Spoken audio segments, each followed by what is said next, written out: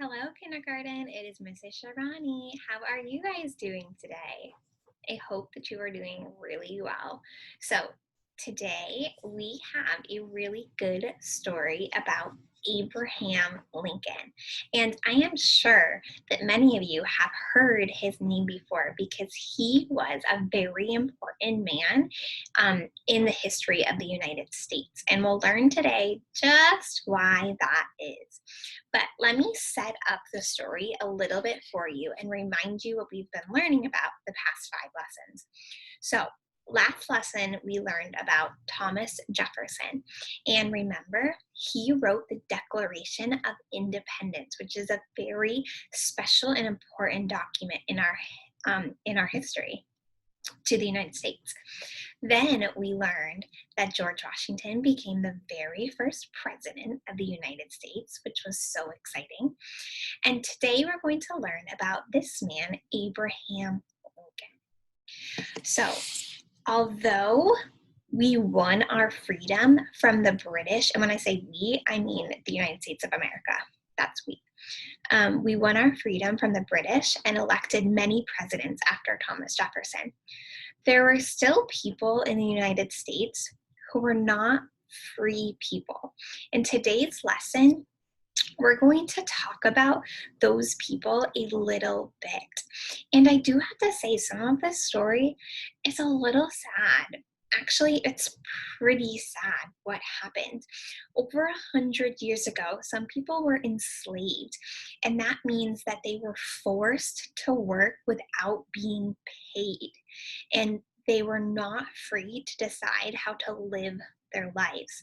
Today, right now in 2020, slavery is against the law, and people know it's very, very wrong. But long ago, it wasn't against the law. So people from Africa were brought to America on ships as enslaved people from the colonists. And it's so heartbreaking, but that's what happened.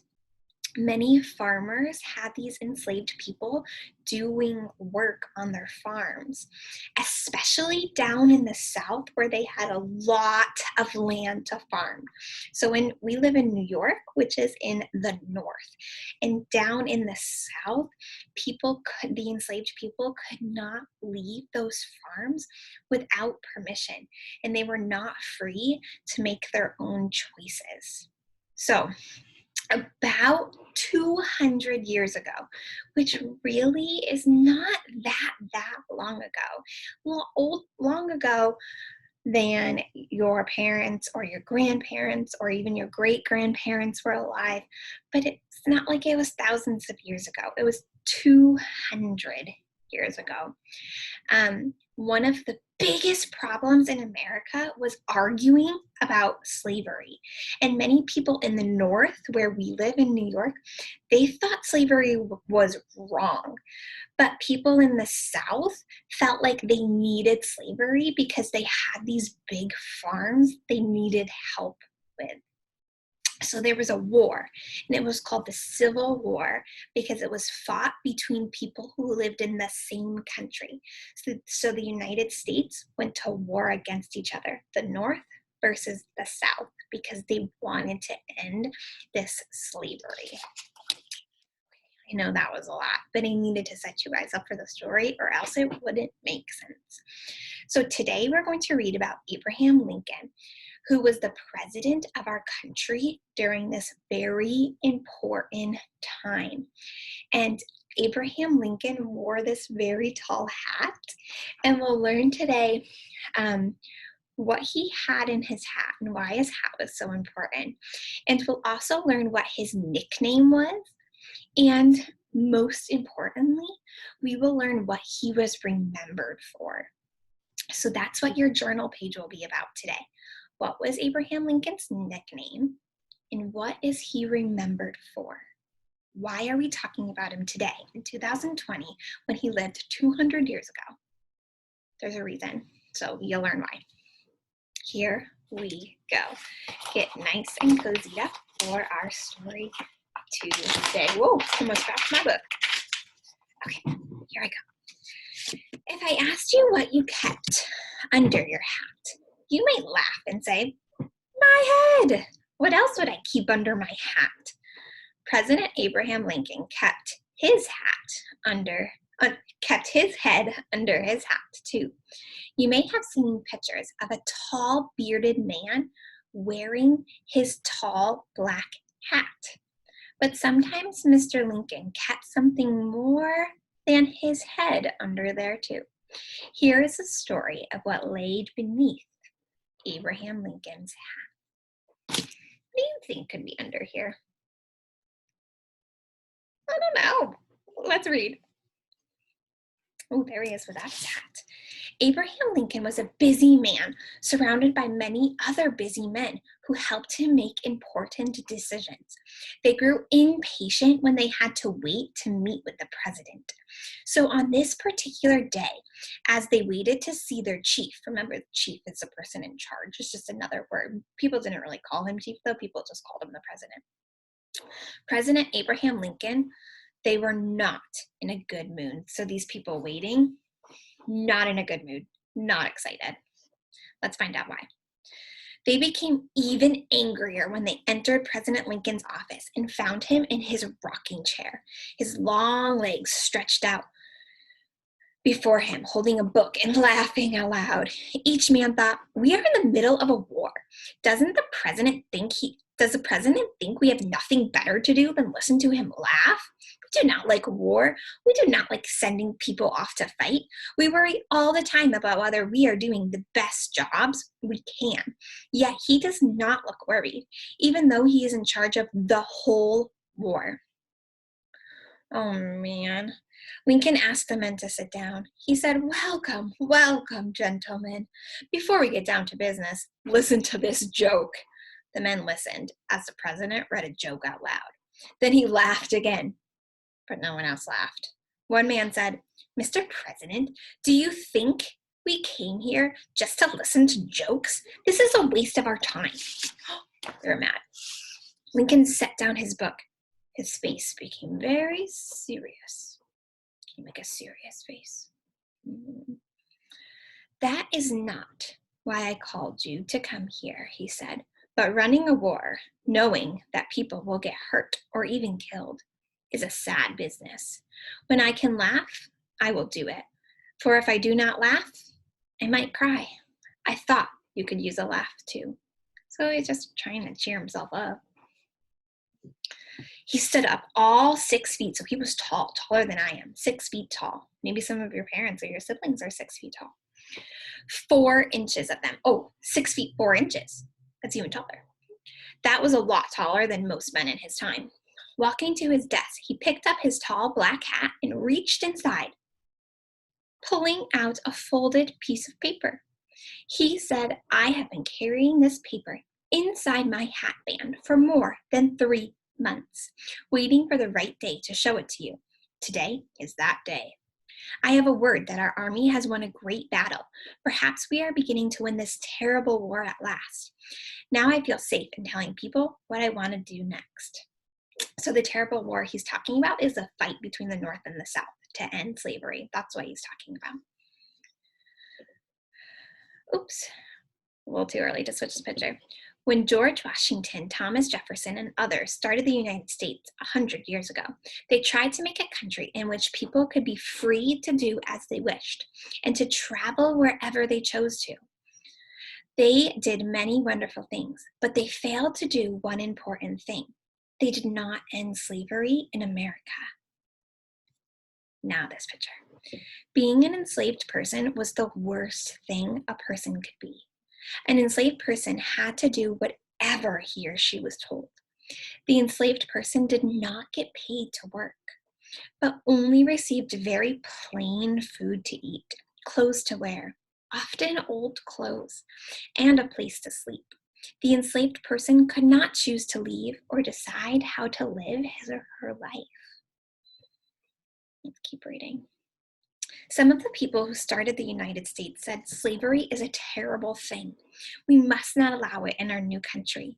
We believe in freedom. How could we have enslaved people here? But other people answered, slavery is fine. The rest of us will be free to decide things for ourselves, but enslaved people will not. If you say there will be no slavery, we will not help start this new country. That's a bad attitude. George Washington, Thomas Jefferson, and their friends knew that slavery was wrong, but they thought, we need enslaved people to help us start the country. Afterward, we can end slavery. I don't know about that. But after America was born, year after year, many people still held on to slavery. The year before Thomas Jefferson died, he called slavery a tornado that would burst on us sooner or later, because tornadoes are dangerous. He feared there would be a war between those who wanted to end slavery and those who supported it. So Thomas Jefferson was right, because that is what happened. Abraham Lincoln was born in Illinois the year Jefferson finished being president. Lincoln was born to a poor family living in a forest in a tiny cabin made of logs. His parents did not know how to read or write. Lincoln had to work hard to help them, and since he was a fair, honest person, he grew up believing everyone who worked should be paid fairly and treated fairly. Later, as a young lawyer, he gained a reputation of being the most honest lawyer in Illinois. He gains a reputation of being I just read the same sentence. He was known by the nickname Honest Abe. Honest Abe. Who else have you heard has a reputation for being honest? George Washington. Remember, we read that in our very first or second story. And if you have a reputation, that means what people think of you. So I hope people's reputation of me is that I am kind and hardworking. A reputation is what people think of you or what you're known for. Okay, let's keep reading. Lincoln hated slavery. And that's a pretty strong word, but he didn't like slavery. However, he also hated war. And when he became president, he tried to prevent this war from starting. But too many people on both sides were angry about many different issues, including slavery. So let me show you a map now. Okay, so here in this map, in the south down here where it's gray, there were large areas of land to form. And this is the area where most of the enslaved people lived, down here. Because of this, the nation divided the north, which is all in blue, and the south, which is gray. People in the most southern states decided, we'll start our own country then, and we will allow slavery.